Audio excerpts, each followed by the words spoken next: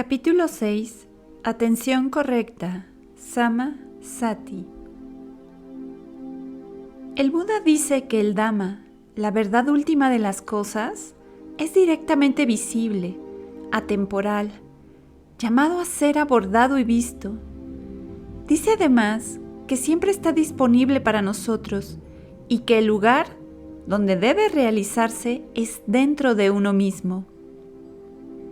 La verdad última, el Dhamma, no es algo misterioso y remoto, sino la verdad de nuestra propia existencia, que solo puede alcanzarse comprendiendo nuestra experiencia, penetrándola hasta sus cimientos. Esta verdad, para convertirse en una verdad liberadora, tiene que ser conocida directamente por propia experiencia. No es suficiente aceptarla por fe, creerla por autoridad de los libros o de un maestro, o pensarlo a través de deducciones e inferencias. Tiene que ser conocida por intuición, captada y absorbida por un tipo de conocimiento que es también un ver inmediato. Lo que enfoca el campo de la experiencia y lo hace accesible a la percepción es una facultad mental llamada en Pali Sati, generalmente traducida como atención plena. Mindfulness es presencia de ánimo, atención o conciencia. Sin embargo, el tipo de conciencia involucrada en la atención plena difiere profundamente del tipo de conciencia que funciona en nuestro modo habitual de conciencia. Toda conciencia implica un darse cuenta en el sentido de conocer o experimentar un objeto. Pero con la práctica de la atención plena, la conciencia se aplica en un tono especial. La mente se mantiene deliberadamente al nivel de la atención pura, una observación desapegada de lo que está sucediendo dentro de nosotros y a nuestro alrededor en el momento presente. En la práctica de la atención correcta, la mente se entrena para permanecer en el presente, abierta, tranquila y alerta, contemplando el evento presente. Todos los juicios e interpretaciones tienen que ser suspendidos, o si ocurren, simplemente registrarlos y abandonarlos. La tarea es simplemente notar lo que surge justo cuando está ocurriendo, cabalgando los caminos de eventos en la forma en que un surfista cabalga las olas en el mar. Todo el proceso es una forma de volver al presente, de permanecer en el aquí y ahora, sin escabullirse, sin dejarse llevar por las mareas de pensamientos que nos distraen. Podría suponerse que simplemente somos conscientes del presente, pero esto es un espejismo. Rara vez nos hacemos conscientes del presente de la manera precisa que requiere la práctica de la atención plena. En una conciencia ordinaria, la mente comienza un proceso cognitivo con alguna impresión dada en el presente, pero no se queda con ella. En su lugar, utiliza esa impresión inmediata como un trampolín para formar bloques de construcciones mentales que la alejan de la felicidad pura del dato. El proceso cognitivo es generalmente interpretativo. La mente percibe su objeto libre de conceptualización solo brevemente. Luego, de manera inmediata, después de captar esa impresión inicial, se lanza a un curso de ideación mediante el cual busca interpretar el objeto para sí mismo, hacerlo inteligible en términos de sus propias categorías y supuestos. Para lograr esto, la mente postula conceptos, los une en construcciones, hace conjuntos de conceptos que se corroboran mutuamente y luego entreteje las construcciones en esquemas interpretativos complejos. Al final, la experiencia directa original ha sido superada por la ideación y el objeto presentado aparece solo tenuamente a través de densas capas de ideas y vistas, tal como una luna a través de las capas de las nubes. El Buda llama a este proceso de construcción mental papancha, palabra que se traduce del pali como elaboración, embellecimiento o proliferación conceptual. Las elaboraciones bloquean la inmediatez presentacional de los fenómenos, nos permiten conocer el objeto solo a distancia, no como realmente es. Pero las elaboraciones no solo filtran la cognición, también sirven como base para las proyecciones. La mente engañada, envuelta en la ignorancia, proyecta sus propias construcciones internas hacia el exterior, atribuyéndolas como propiedades del objeto, como si realmente le pertenecieran. Como resultado, lo que conocemos como el objeto final de la cognición, lo que usamos como base para nuestros valores, planes y acciones, es un mero conjunto de retazos, no el objeto original. Sin duda, el producto no es del todo una ilusión, no es pura fantasía. Toma lo que se da en la experiencia inmediata como base y materia prima, pero junto con esto se incluye algo más, que son las impurezas latentes. Estas impurezas crean los adornos, los proyectan hacia el exterior y los utilizan como ganchos para salir a la superficie, donde provocan una mayor distorsión. Corregir las nociones erróneas es tarea de la sabiduría, pero para que la sabiduría desempeñe su trabajo de manera efectiva, necesita un acceso directo al objeto tal como es en sí mismo, despejado por las elaboraciones conceptuales. La atención de Samasati, la atención correcta, es aclarar el campo cognitivo. La atención plena saca a la luz de la experiencia su pura inmediatez. Revela el objeto tal como es antes de haber sido enyesado con pinturas conceptuales, superpuesto con interpretaciones. Practicar la atención plena no es tanto una cuestión de hacer como de deshacer. No pensar, no juzgar, no asociar, no planificar, no imaginar y no desear. Todos estos haceres nuestros son modos de interferencia, formas en que la mente manipula la experiencia y trata de establecer su dominio. La atención plena deshace los nudos y marañas de estos haceres, simplemente notando. No hace más que notar, observando cada ocasión de experiencia a medida que surge, permanece y desaparece. En la observación no hay lugar para aferrarse, no hay una compulsión para ensillar las cosas a nuestros deseos. Solo existe una contemplación sostenida de la experiencia en su inmediatez desnuda, cuidadosa, precisa y persistente.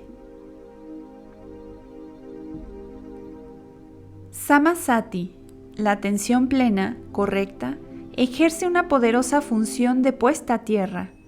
Ancla la mente de forma segura en el presente, para que no se vaya flotando hacia el pasado o hacia el futuro con sus recuerdos, arrepentimientos, miedos y esperanzas. La mente, sin atención, a veces se compara con una calabaza. En cambio, la mente establecida en Samasati se compara con una piedra. Una calabaza colocada en la superficie de un estanque se alejará prontamente flotando y siempre permanece en la superficie del agua. Pero una piedra no se aleja flotando, se queda donde se le coloca y enseguida se hunde en el agua hasta tocar fondo.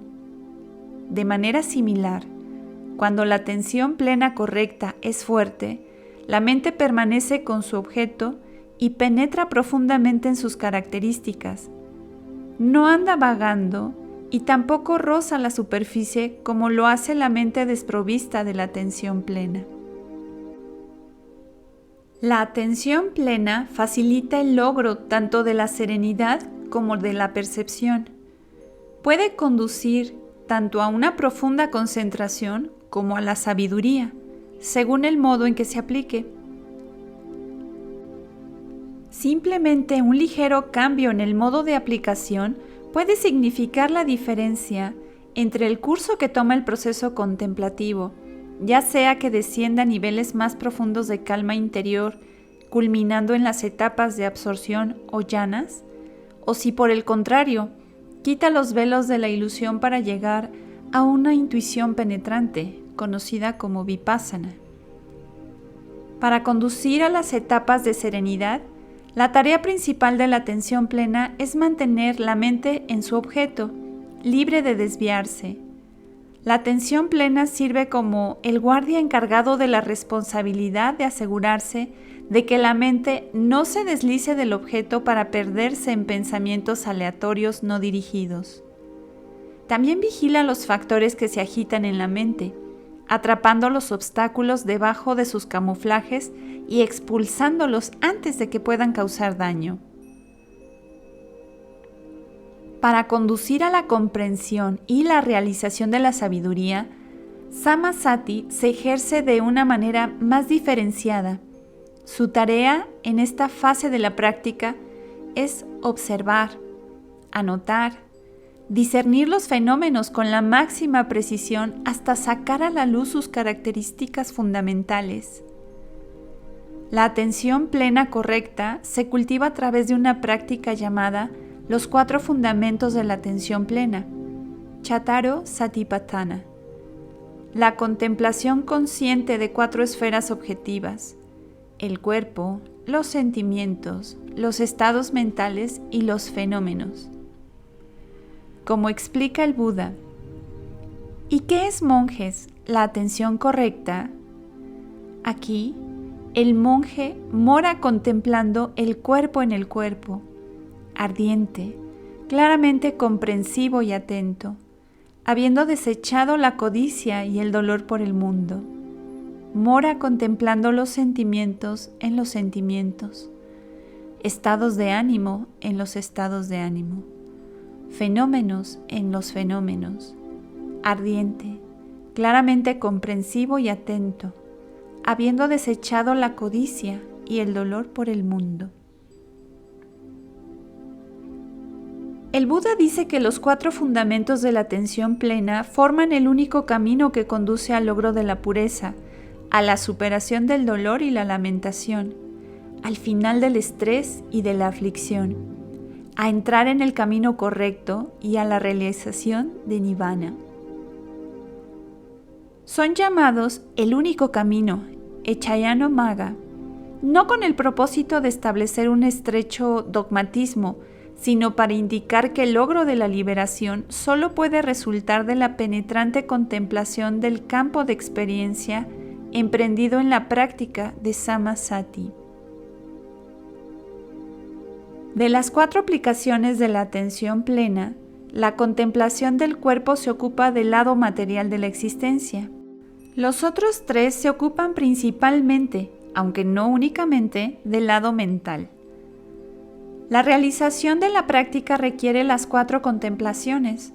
Aunque no se establece un orden fijo en el que deben de tomarse, el cuerpo generalmente se toma como el primero, como esa esfera básica de contemplación en un inicio. Los otros aparecen más tarde, cuando la atención plena ha ganado fuerza y claridad. A continuación, haremos una breve signosis de estas 4 aplicaciones de Samasati. 1. Contemplación del cuerpo, Kayanupassana. El Buda comienza su exposición del cuerpo con la contemplación de la atención plena de la respiración, Anapanasati. Aunque no se requiere como punto de partida para la meditación en la práctica real, la atención plena de la respiración generalmente sirve como el tema raíz de la meditación, Mula Kammatthana, el fundamento de todo el curso de la contemplación. Sin embargo, sería un error considerar este tema como un mero ejercicio para neófitos. Por sí misma, Samasati, la atención plena de la respiración, puede conducir a todas las etapas del camino que culminan en el despertar total. De hecho, fue este objeto de meditación el que el Buda usó en la noche de su propia iluminación. También volvió a él a lo largo de varios años durante sus retiros solitarios y lo recomendaba ampliamente a los monjes, elogiándolo como pacífico y sublime. Una permanencia dichosa, sin adulterar, que destierra de inmediato y aquieta los pensamientos malsanos tan pronto como surgen. Majjhima Nikaya 118. La atención plena a la respiración puede funcionar con tanta eficacia como tema de meditación, porque es un proceso que siempre está disponible para nosotros. Lo que hace para convertir este proceso en una base para la meditación es simplemente llevarlo al rango de la conciencia, al hacer de la respiración un objeto de observación. Esta meditación no requiere una sofisticación intelectual especial, solo la conciencia de la respiración. Uno simplemente respira de manera natural a través de las fosas nasales, teniendo en cuenta la respiración en el punto de contacto alrededor de las fosas nasales o en el labio superior, donde se puede sentir la sensación de la respiración a medida que el aire entra y sale. No se debe intentar controlar la respiración o forzarla a seguir ritmos predeterminados. Solo es una contemplación atenta del proceso natural de inhalar y exhalar. La conciencia de la respiración atraviesa las complejidades del pensamiento discursivo, nos rescata de vagar sin sentido en el laberinto de las vanas imaginaciones y nos ancla sólidamente en el presente. Por cada vez que nos hacemos realmente conscientes de la respiración, podemos ser conscientes de ella solo en el presente, jamás en el pasado ni en el futuro. La exposición del Buda sobre la atención plena en la respiración implica 4 pasos básicos.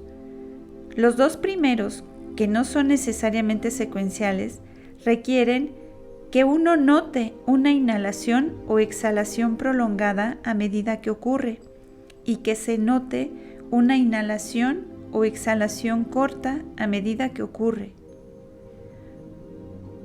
Uno simplemente observa el movimiento de la respiración hacia adentro y hacia afuera, observándola tan de cerca como sea posible, notando si la respiración es larga o es corta. A medida que la atención se vuelve más aguda, se puede seguir la respiración a través de todo el curso de su movimiento, desde el comienzo de una inhalación, seguida de las etapas intermedias hasta su final. Posteriormente, se está atento desde el comienzo de una exhalación, luego seguir a través de sus etapas intermedias hasta llegar a su final. Este tercer paso se llama percibir claramente todo el cuerpo de la respiración. El cuarto paso es calmar la función corporal, que implica un aquietamiento progresivo de la respiración y sus funciones corporales asociadas hasta que se vuelven extremadamente finas y sutiles. Más allá de estos 4 pasos básicos, se encuentran prácticas más avanzadas que dirigen la atención plena de la respiración hacia una profunda concentración e introspección. Otra práctica en la contemplación del cuerpo, que extiende la meditación más allá de los confines de una sola posición fija, es la atención plena de las posturas. El cuerpo puede asumir 4 posturas básicas: caminar, pararse, sentarse y acostarse, así como una variedad de otras posiciones que marcan el cambio de una postura a otra. La atención plena de las posturas Centra toda la atención en el cuerpo en cualquier posición que adopte, ya sea al caminar, entonces uno es consciente de estar caminando. Al estar de pie, uno es consciente de estar de pie. Al sentarse, uno es consciente de estar sentado. Al acostarse, uno es consciente de estar acostado. Al cambiar de postura, uno es consciente del cambio de la postura. La contemplación de las posturas ilumina la naturaleza impersonal del cuerpo, revela que el cuerpo no es un yo o la pertenencia de un yo. El siguiente ejercicio lleva la extensión de la atención plena un paso más allá. Este ejercicio, llamado atención plena y comprensión clara, Sati Sampajana, añade a la conciencia desnuda un elemento de comprensión. Al realizar cualquier acción, uno la realiza con plena conciencia o clara comprensión. Ir y venir, mirar hacia adelante y mirar hacia un lado, inclinarse y estirarse, vestirse, comer, beber, orinar, defecar, dormirse, despertarse, hablar o permanecer en silencio. Todo esto se convierte en ocasiones para el progreso de la meditación cuando se hace con una clara comprensión. En los comentarios, la comprensión clara se explica en 4 aspectos. 1. Comprender el propósito de la acción, es decir, reconocer su objetivo y determinar si ese objetivo concuerda con el Dhamma. 2. Comprensión de la idoneidad, es decir, conocer los medios más eficientes para lograr el objetivo. 3. Comprender el alcance de la meditación, es decir, mantener la mente constantemente en un marco meditativo, incluso cuando se está en acción o en movimiento. Este último aspecto será explorado más a fondo en el último capítulo sobre el desarrollo de la sabiduría. Las siguientes 2 secciones sobre la atención plena del cuerpo presentan contemplaciones analíticas destinadas a exponer la naturaleza real del cuerpo. Uno de ellos es la meditación sobre la falta de atractivo del cuerpo, ya mencionado en relación con el esfuerzo correcto. El otro, el análisis del cuerpo en los 4 elementos primarios. La primera, la meditación sobre la falta de atractivo, está diseñada para contrarrestar el enamoramiento por el cuerpo, especialmente en su forma de deseo sexual. El Buda enseña que el impulso sexual es una manifestación del anhelo, por lo tanto, una causa de dukkha, que debe reducirse y extirparse como condición previa para llevar a dukkha hacia su fin. La meditación apunta a debilitar el deseo sexual al privar al impulso sexual de su fundamento cognitivo, que es la percepción del cuerpo como sensualmente atractivo. El deseo sensual sube y baja junto con esta percepción. Surge porque vemos el cuerpo como atractivo. Declina cuando se elimina esta percepción de la belleza. A su vez, la percepción del atractivo corporal solo dura mientras el cuerpo se mira superficialmente, captado en términos de impresiones seleccionadas. Para contrarrestar esta percepción, debemos negarnos a detenernos en estas impresiones y proceder a inspeccionar el cuerpo a un nivel más profundo, con un escrutinio de sondeo basado en el desapasionamiento. Precisamente esto es lo que se emprende en la meditación sobre la falta de atractivo, que hace retroceder la marea de la sensualidad, arrancando su sostén perceptivo. La meditación toma como objeto el propio cuerpo, ya que para un neófito partir del cuerpo de otro, especialmente del sexo opuesto, podría no lograr el resultado deseado. Usando la visualización como ayuda, uno mentalmente disecciona el cuerpo en sus componentes y lo investiga uno por uno, sacando a la luz su naturaleza repulsiva. Los textos mencionan 32 partes: pelos de la cabeza, pelos del cuerpo, uñas, dientes, piel, carne, tendones, huesos, médula, riñones, corazón, hígado, diafragma, vaso, pulmones, intestino grueso, intestino delgado, contenido del estómago, excremento, cerebro, bilis, flema, pus, sangre, sudor, grasa, lágrimas, mocos, saliva, líquido sinovial y orina. La repulsión de las partes implica lo mismo para el todo. El cuerpo visto de cerca es verdaderamente poco atractivo. Ahí es donde podemos apreciar que su bella apariencia es un mero espejismo. Pero no se debe malinterpretar el objetivo de esta meditación. El objetivo no es producir aversión y repugnancia, sino más bien desapego, extinguir el fuego de la lujuria quitando su combustible. La otra contemplación analítica trata el cuerpo de manera diferente. Esta meditación, llamada el análisis en elementos, Dhatu Bhavatana, se propone contrarrestar nuestra tendencia innata a identificarnos con el cuerpo al exponer la naturaleza esencialmente impersonal del mismo. El medio que emplea, como su nombre lo indica, es la disección mental del cuerpo en los 4 elementos primarios a los que se hace referencia con los nombres arcaicos de tierra, agua, fuego y aire, pero en realidad significan los 4 principales modos de comportamiento de la materia: solidez, fluidez, calor y movimiento. El elemento sólido se ve más claramente en las partes sólidas del cuerpo, los órganos, tejidos y huesos. El elemento fluido o líquido en los fluidos corporales. El elemento calor en la temperatura del cuerpo. Y el elemento de oscilación o movimiento en el proceso respiratorio. La ruptura con la identificación del cuerpo como un yo o un yo mismo se efectúa mediante una ampliación de la perspectiva después de que los elementos han aparecido a la vista.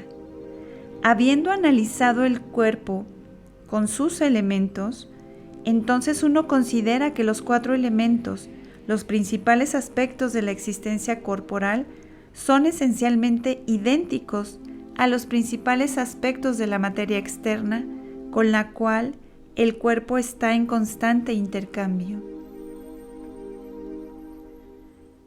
Cuando uno se da cuenta de esto vívidamente a través de una meditación prolongada, deja de identificarse con el cuerpo, deja de aferrarse a él. Uno ve que el cuerpo no es más que una configuración particular de procesos materiales cambiantes que soportan una corriente de procesos mentales también cambiantes. No hay nada aquí que pueda considerarse un yo verdaderamente existente, nada que pueda proporcionar una base sustancial para el sentido de identidad personal. El último ejercicio de atención plena al cuerpo es una serie de meditaciones del cementerio, que son contemplaciones de la desintegración del cuerpo después de la muerte, que pueden realizarse imaginativamente, con la ayuda de visualizaciones o imágenes, o mediante la confrontación directa con un cadáver.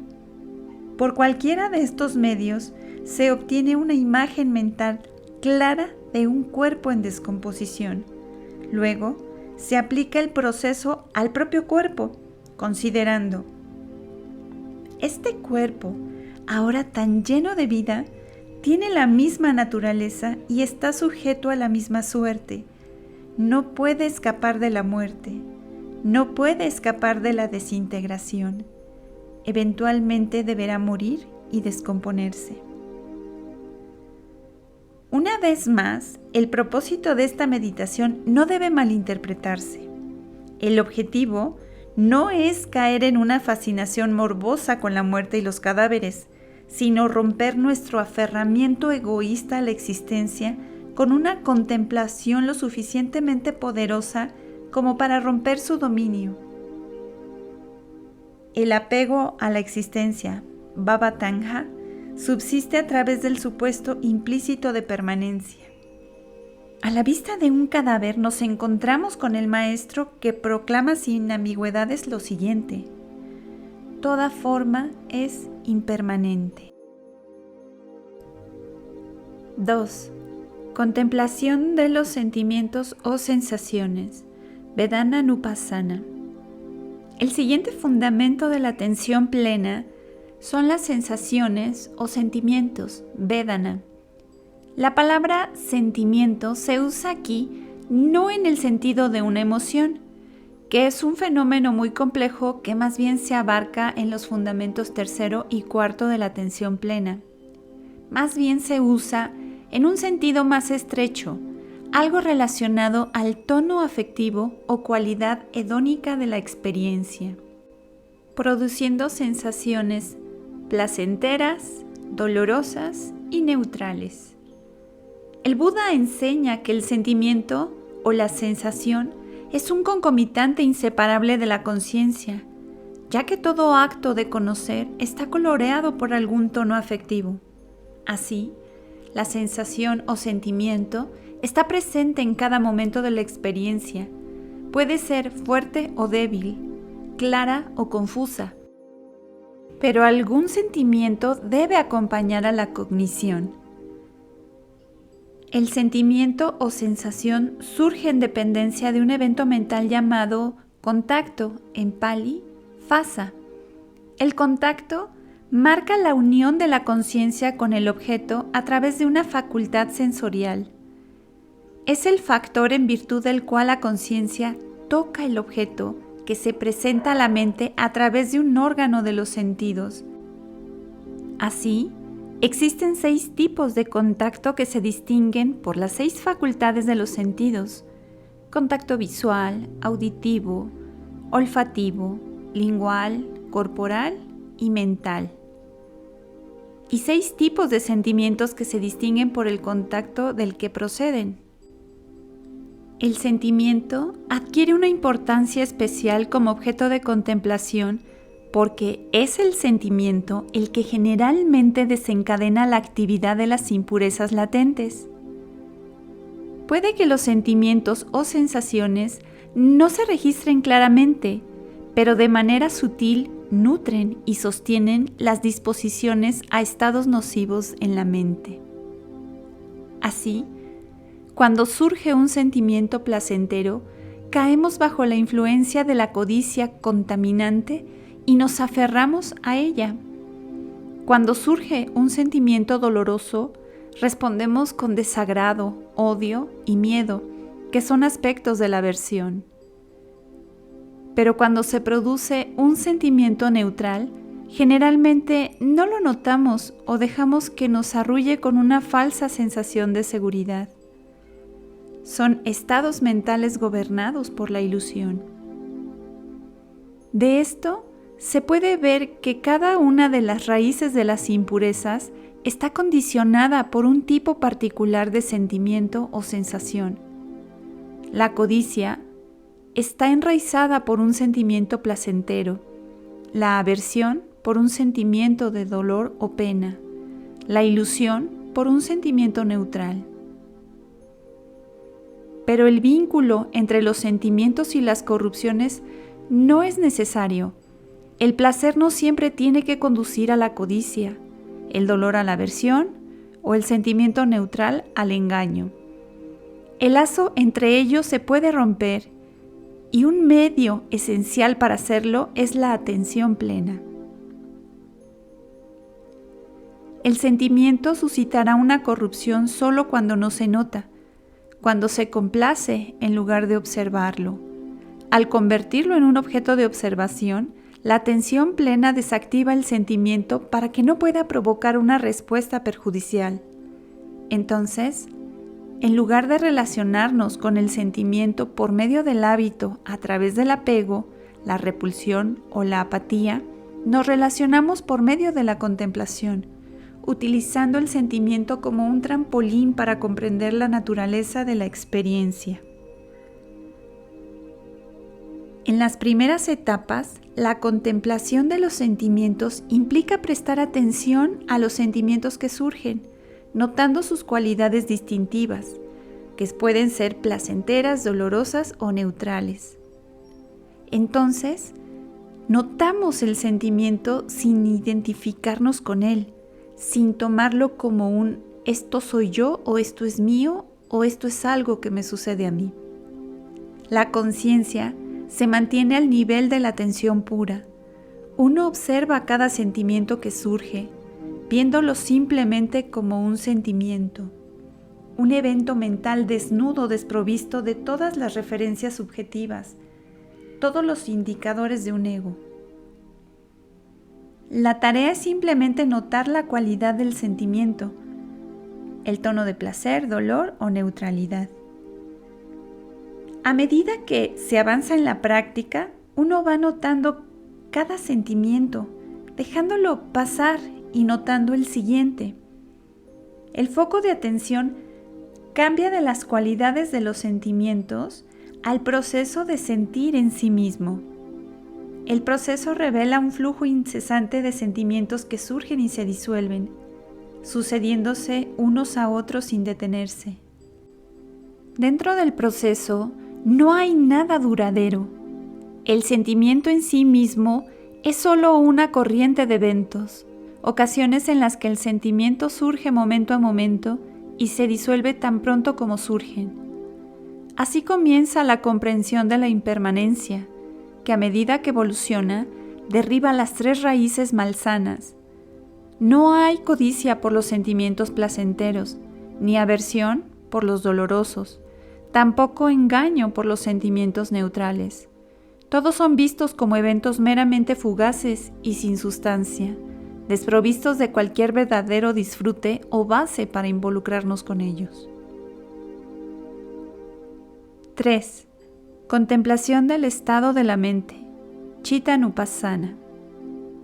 Con este fundamento de la atención plena pasamos de un factor mental particular, el sentimiento o sensación, al estado mental general al que pertenece ese factor. Para entender lo que implica esta contemplación, es útil observar la concepción budista de la mente. Usualmente pensamos en la mente como una facultad perdurable que permanece idéntica en sí misma a través de la sucesión de experiencias.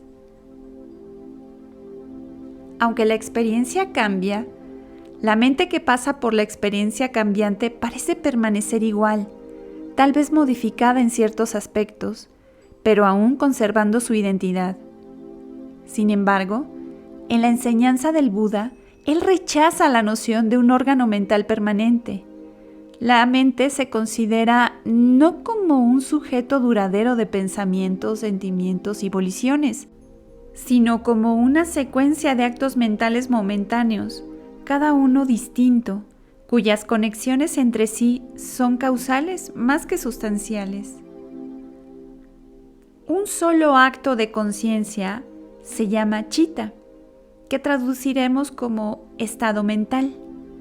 Cada chitta consta de muchos componentes, el principal de los cuales es la conciencia misma, la experiencia básica del objeto. La conciencia también se llama chitta. El nombre del todo se le da a su parte principal. Junto con la conciencia, cada chitta contiene un conjunto de concomitantes llamados cetasikas, traducidos como factores mentales. Estos incluyen el sentimiento, la percepción, la volición, las emociones, etc.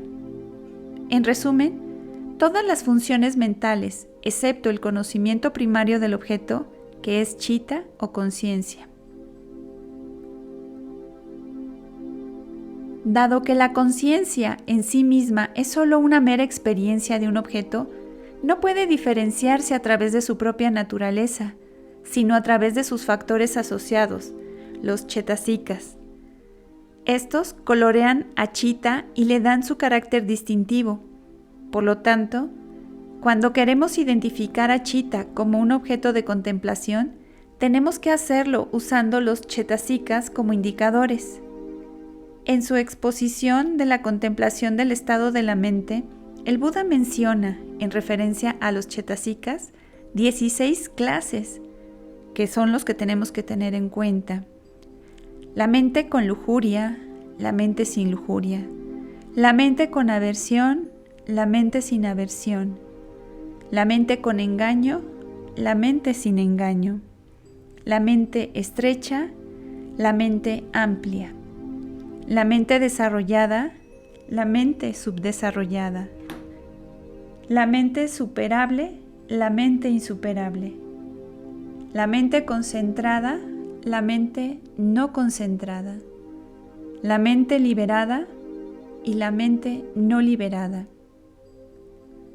A efectos prácticos, al principio es suficiente centrarse únicamente en los primeros 6 estados, observando si la mente está asociada con alguna de las raíces nocivas o si está libre de ellas. Cuando un chitta particular está presente, se contempla simplemente como un chitta, un estado mental. No se identifica como yo o mío, no se toma como un yo o como algo perteneciente a un yo, ya sea un estado puro de la mente o un estado contaminado, un estado elevado o uno bajo. No debe haber euforia ni abatimiento, solo un claro reconocimiento del estado. Este estado mental simplemente se nota, luego se deja pasar sin apegarse a los deseos o a resentirse de lo no deseado, observando si la mente está asociada con alguna de las raíces malsanas o está libre de ellas. A medida que la contemplación se profundiza, los contenidos de la mente se vuelven cada vez más enrarecidos. Disminuyen los vuelos irrelevantes de pensamiento, imaginación y emoción. La atención se vuelve más clara, la mente permanece más atenta, consciente, observando su propio proceso del devenir. A veces puede parecer que hay un observador persistente detrás del proceso, pero con la práctica continua, incluso este observador aparente desaparece. La mente misma, la mente, aparentemente sólida y estable, se disuelve en una corriente de conciencias que aparecen y desaparecen momento a momento, viniendo de la nada y yendo a ninguna parte, pero continuando en secuencia, sin pausa. 4. Contemplación de los fenómenos. Dhammanupassana. En el contexto del cuarto fundamento de la atención plena, la palabra multivalente Dhamma, aquí en plural, tiene 2 significados interconectados, como muestra el relato del sutta. Un significado es chetasikas, es decir, los factores mentales a los que ahora se presta atención por derecho propio, aparte de su función de dar color al estado mental, como se hizo en la contemplación anterior. El otro significado son los elementos de actualidad, los constituyentes últimos de la experiencia estructurada en las enseñanzas del Buda. Para transmitir ambos sentidos, representados como Dhamma, es decir, como fenómenos, a falta de una mejor alternativa. Pero cuando lo hacemos, no debe interpretarse como que implica la existencia de alguna sustancia detrás de los fenómenos. El punto de la enseñanza del Buda de anatta, ausencia de un yo, es que los constituyentes básicos de la actualidad son fenómenos desnudos, en Pali, Suddha-dhamma, que ocurren sin ningún soporte sustancial. La sección del sutta sobre la contemplación de los fenómenos se divide en 5 subsecciones, cada una dedicada a un conjunto diferente de fenómenos: los 5 obstáculos, los 5 agregados, las 6 bases internas y externas de los sentidos, los 7 factores de la iluminación y las 4 nobles verdades. Entre estos, Los 5 obstáculos y los 7 factores de iluminación son Dhamma, en el sentido más estricto de los factores mentales. Los otros son Dhamma en un sentido más amplio de constituyentes de la realidad. En la tercera sección, sin embargo, sobre las bases de los sentidos, hay una referencia a los grilletes que surgen a través de los sentidos. Estos también pueden incluirse entre los factores mentales. En el presente capítulo trataremos brevemente solo con los dos grupos. Eso puede ser considerado como Dhamma, en el sentido de factores mentales. Ya nos referimos a ambos en relación con el esfuerzo correcto en el capítulo 5. Ahora los consideraremos en relación específica con la práctica de la atención correcta. En el capítulo final y en relación con el desarrollo de la sabiduría, discutiremos los otros tipos de Dhamma, los 5 agregados y los 6 sentidos. Los 5 obstáculos y los 7 factores de la iluminación requieren una atención especial porque son los principales impedimentos y ayudas para la liberación. Los obstáculos, deseo sensual, mala voluntad, embotamiento y somnolencia, inquietud y preocupación y duda, generalmente se manifiestan en una etapa temprana de la práctica. Poco después de que las expectativas iniciales y las perturbaciones graves se disiparon y las tendencias sutiles encuentran la oportunidad de aflorar, cada vez que surja uno de los obstáculos, debe notarse su presencia.